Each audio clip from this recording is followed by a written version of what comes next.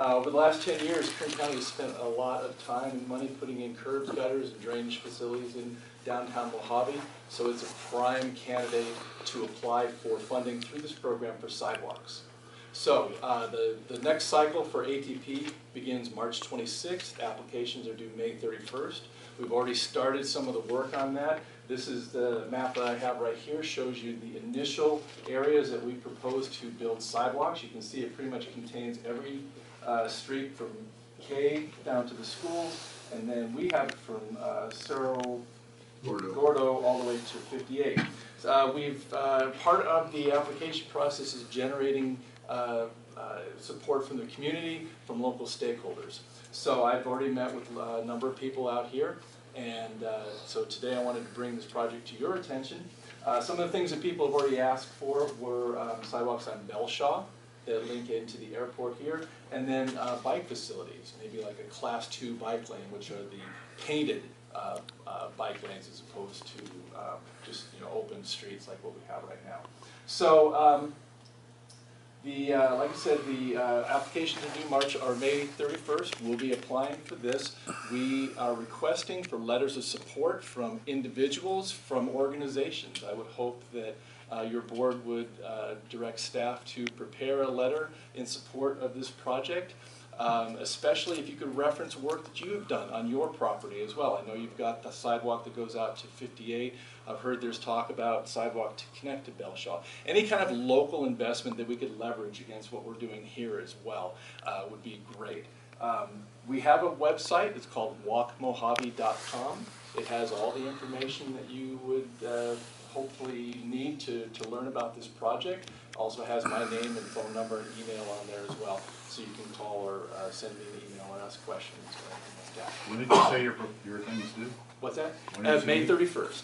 Oh, our goal is to have it actually written before the applications come out on March 26th. Last year, there were about 20% of the projects that were applied for were funded. We got about 80% funded, so we've done well in this program. It's very competitive, but we feel that this is a great project. $120 million statewide. Half of it is a statewide competition. The other half is distributed on a population basis, so about 3 or 4 million coming into Kern County. So I'll stick around after the meeting if anybody wants to ask questions or talk about it, but hopefully we can get some support from the airport and the project that we're trying to do. So thank you very much. Thank you. While we were doing that, we picked up some local vendors as well to facilitate them, so they wouldn't have to wait for the next cycle. I have a question. This market cleaning, that's the cleaning of this building? Is that a monthly service we have?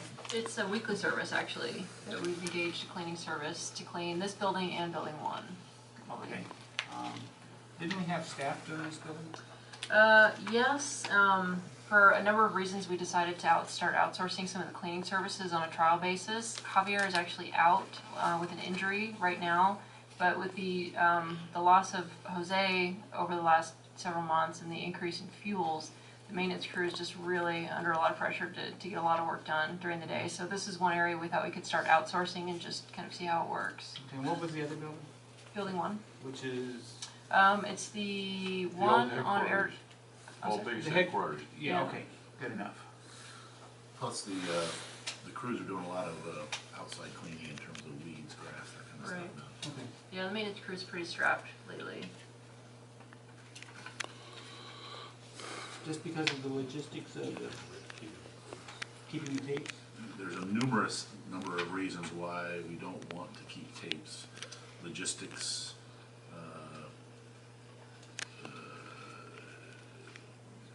duplication, administration, all these kind of different things. Why would we want to keep the tapes? Okay, no, I was just thinking that nowadays digitally is the way to do it, and it's forever, and then you could have 100 years on a hard drive. So, no, I was just curious. I don't have a problem with it. If we do keep them, anybody that requests a copy, we need to make a copy of it. Oh, okay. That was one of the reasons among others. If you do it digitally, that's fairly easy to do. You'll still have a digital copy of the transcription. Of the transcription, yes. There's really no reason to keep the tapes after we do the minutes. Any other questions from board members? Motion to approve.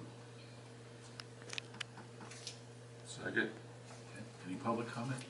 The April flying event, this has become kind of an annual standard now since Scaled started this several years ago as a recruiting event and had something like 4,000 people show up to the airport that day. It's since kind of taken on a new meaning, a new strategy. This is the 5th year?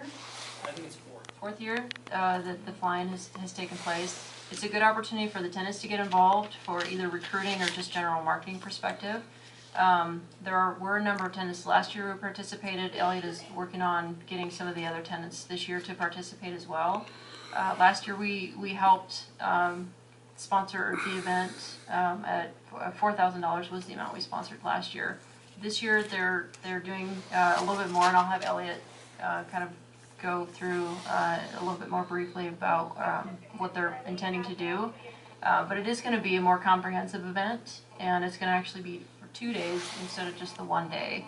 So what we're asking for the board to approve is the event expense of $5,000.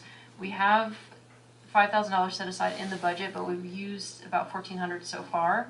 So essentially what we're asking the board to approve is an additional $1,400 that we'll have to put in the event expense category this year. What did we use the other money for? Oh, I don't recall. I can look it up here while Elliot's talking. If we knew this was coming, why didn't we budget for it? I don't know that we expected to, that we anticipated expensing more than what we did last year. But we didn't know at the time that it was going to be a much bigger event and cover actually 2 days instead of 1 day. So. But we didn't budget for something because you spent $1,400 already on something else, and then you want to spend $5,000 on this. Yeah. So it's one of the things we didn't budget for. Well, we didn't necessarily budget for this, or at least not the full $5,000 for this, because we didn't know until a couple weeks ago that they were intending to make a bigger event this year than they did last year. That's really the main reason. As far as what we've already used, I'm not sure. The 1,400. Carrie, would you have any idea? We'd have to look that up. I can get back to you as far as what we've used that money for already.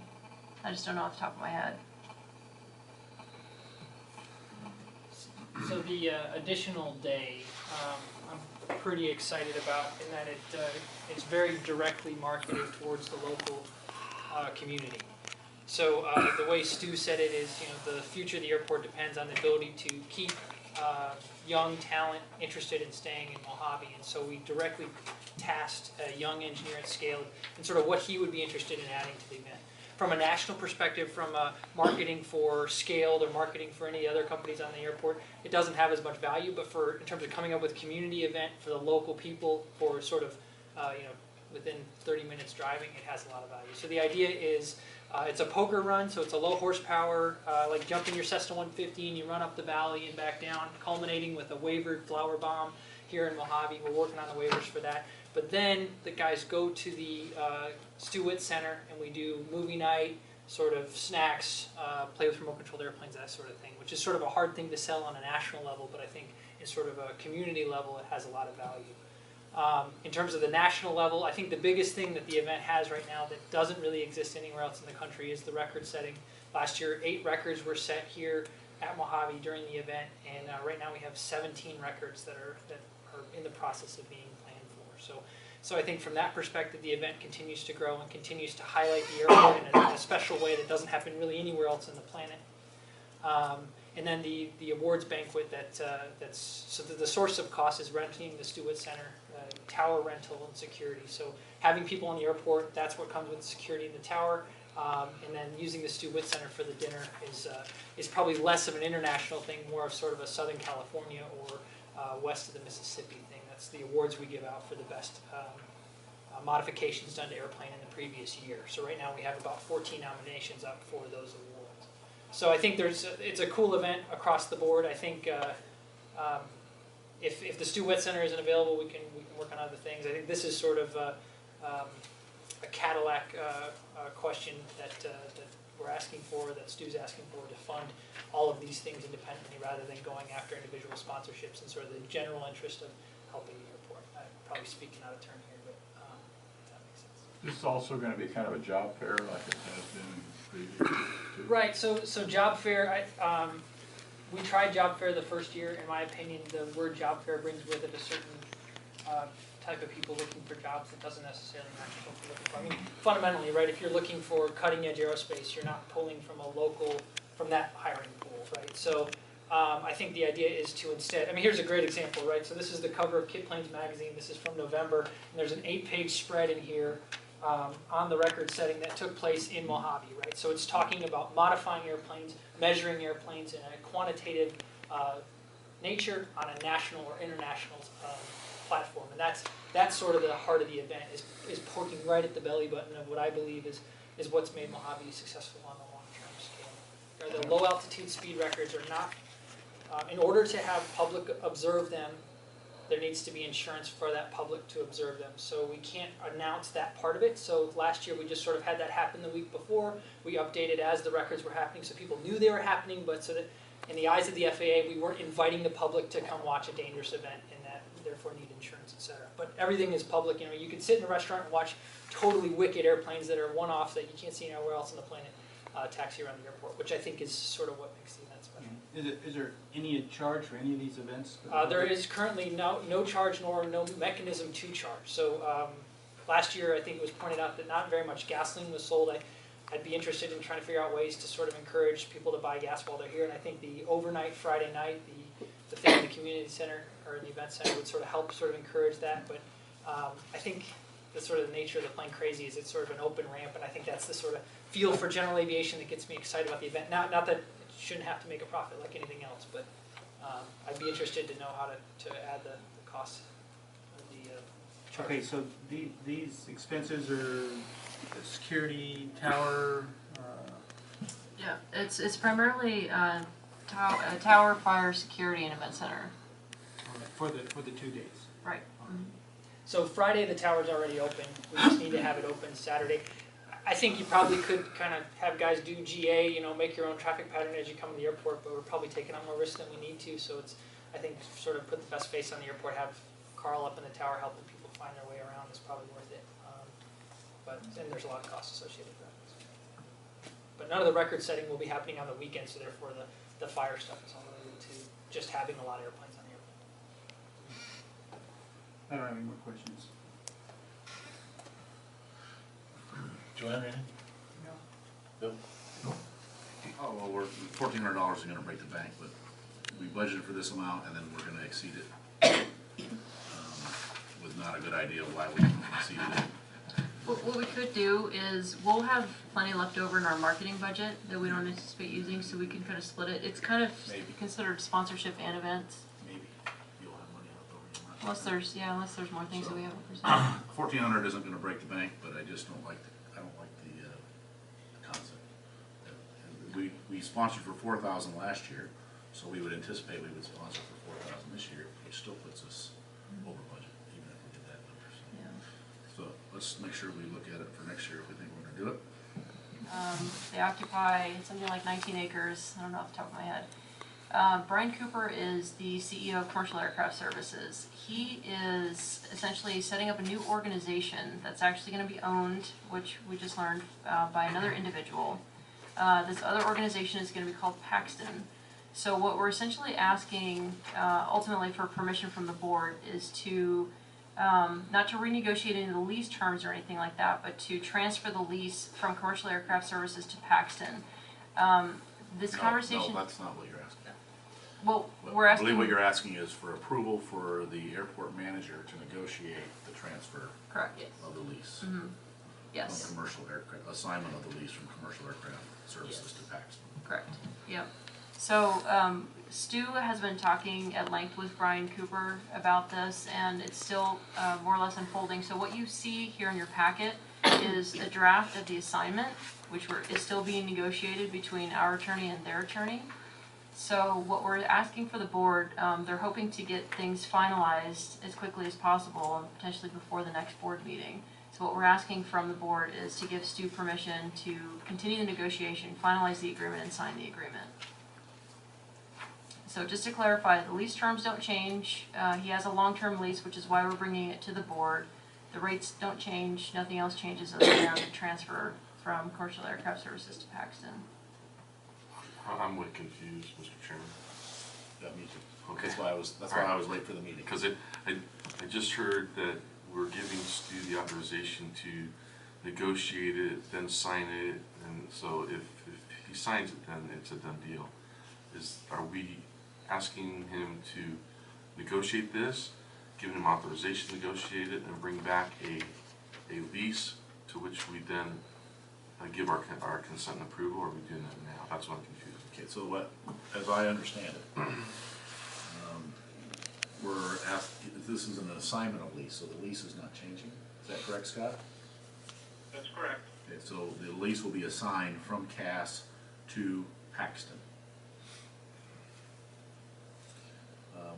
The signature block on the lease is not the one that will, or on this assignment is not the one that would eventually be there if we approve this agenda. It would be Stu's signature block instead of mine. I asked several questions. So the first question I asked was, who owns Paxton? It is not Brian Cooper, it's somebody else. Stu has met with that individual, and he is comfortable with them, is what he told me on the phone. But there are certain items that have to happen before he's willing to sign the assignment.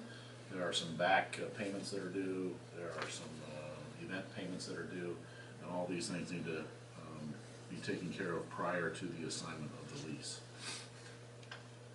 So I'm a little on the fence about the whole thing, but I'm comfortable with it. I'm comfortable with approving Stu to finish the negotiations and sign the assignment of the lease if all the other work orders are so. I'm also fine with waiting 2 weeks if we need to. We woke Brian Cooper up in Amsterdam and got questions from him also about this. So Can you state for me what you're comfortable with? Because I'm still confused. Maybe I didn't eat my Cheerios this morning.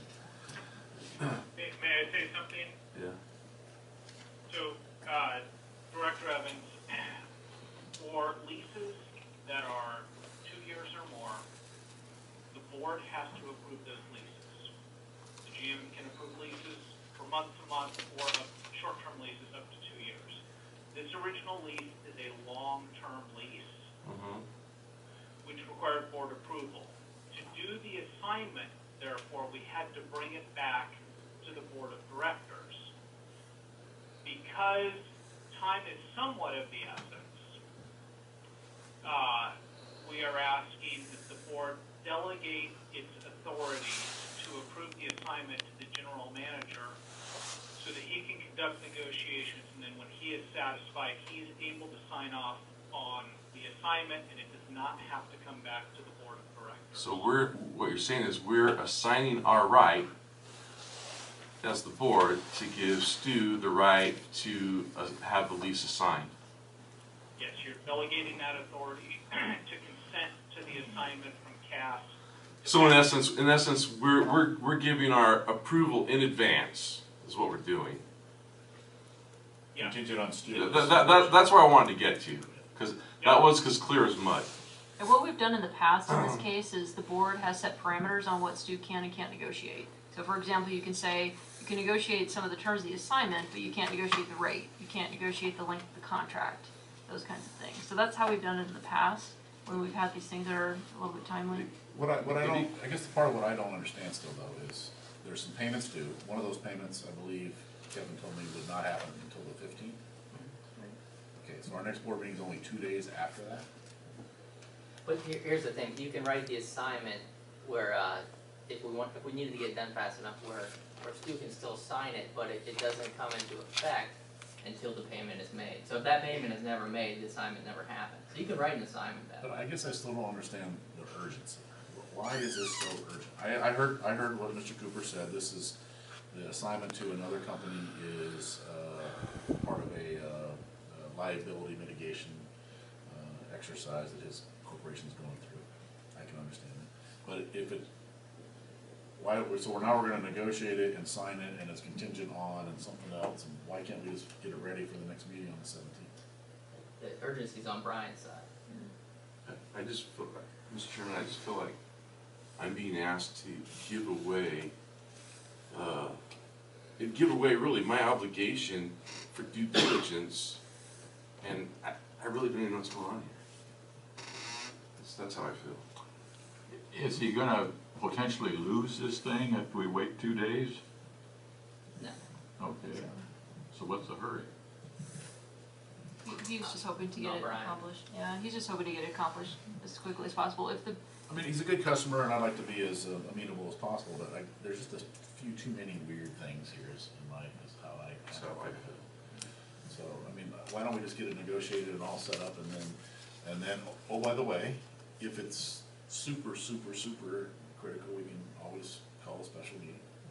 If it can't wait for the 17th, but it sounds like some of the stuff's not gonna happen until the 15th anyway, so we can meet on the 17th. okay. I agree, the part about money's being owed at this point bothers me. I'd like to see it all worked out. Where's your Balintine? It doesn't matter to me, I have confidence in our general manager, but I'm willing to wait. It is a little bit of a concern that money's owed and there's an urgency, it seems to set up a nervousness. Again, we always have the ability to call a special meeting if everything's sorted out and it's critical at this point. I trust the general manager. I don't want anybody to think that I don't. But my obligation is my obligation. And I don't have a right, except in a few circumstances, to give that obligation to somebody else, just free gratis. So I can't go that direction. All right, so unless somebody objects, I'm going to say let's push that to the next meeting's agenda. No one ever objected? Okay. Move on to the next item. Eventually, I would like to see Sidewalk continue funding, town side on Bigdale Shaw onto the airport. I think that'd be a good walking path. I think it's a safety concern for me. I've come along those curves with people walking on the street, so a letter of support. I think it helps them because it says this project in turn will possibly tie into a project we may have in the future. So. Yeah, I would urge, if you haven't seen Stu already, to go see Stu. And then, if we wanna get it as an agenda item for the next meeting, we can decide if we wanna do a vote on supporting a letter, or if the general manager can handle that at his level. I think the GM and staff can handle it unless we have a disagreement. But we can't take any action on his request today. We can talk about it, but we can't take any action. Yeah. I'd just like to say that Bob also is in charge of the county transit department, which is expanding, now has direct service from Cal City to the Metrolink station in Lancaster, one bus, no changes, doing all kinds of things. Has been meeting regularly with the community. We've had 3 or 4 meetings with Bob, and Supervisor Scribner gave a big report on this at our chamber meeting last Thursday. And we get real good service out of you guys, and we really appreciate it.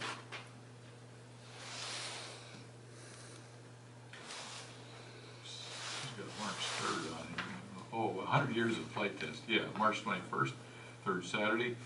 Robert Curry, who just retired as chief scientist at NASA Armstrong Flight Research Center, is going to give a report on the history of NACA. It wasn't called NACA, it was called NACA from the old days, which preceded NASA, and it was very interesting. A lot of things went on out here at Edwards. Had a number of people who worked out there who lived in Mojave at the time, and it should be a very interesting report. All right, thank you. Director Evans, anything? Nothing, sir. Director Taylor, anything?